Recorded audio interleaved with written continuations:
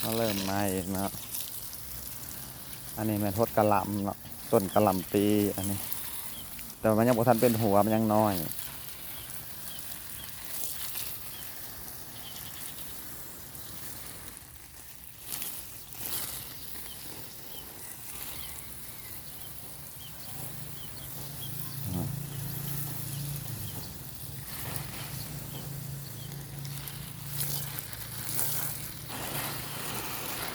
ทดพักกาดผมบ่ทันเปียกผักเลย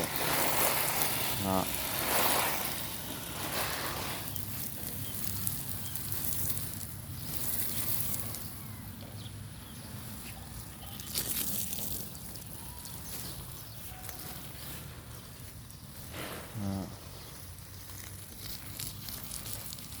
ก็เป็นพักบัวเนาะ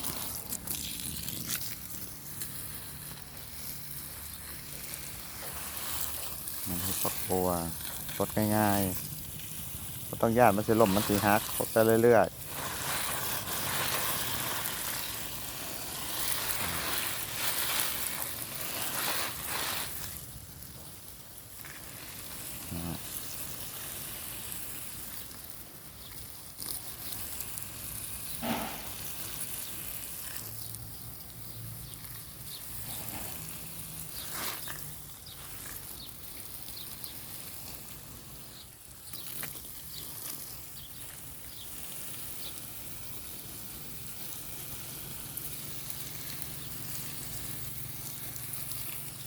อันนี้มันเบี้ยพักตัวนี้เนาะ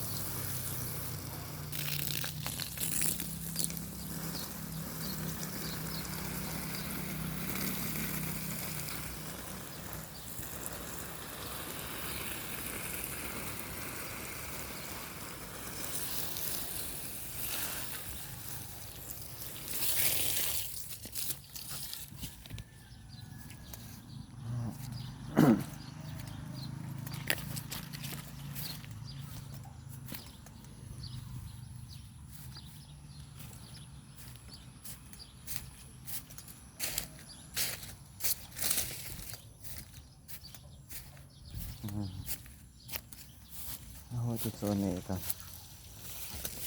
ฮะนี่กันพักการน้ากับพักบงทางนี้เนาะอันนี้มันเศษพักที่มันตัวมันเป็นเบี้ยน่ะมันเอาไปบงบทันเนาะมันก็เลยใหญ่ขนาดเนาะเนาะแล้วก็เสียดายก็เลยโฮดมันสิลกทิ่มก็บ่ได้แล้วก็เลยโฮดไว้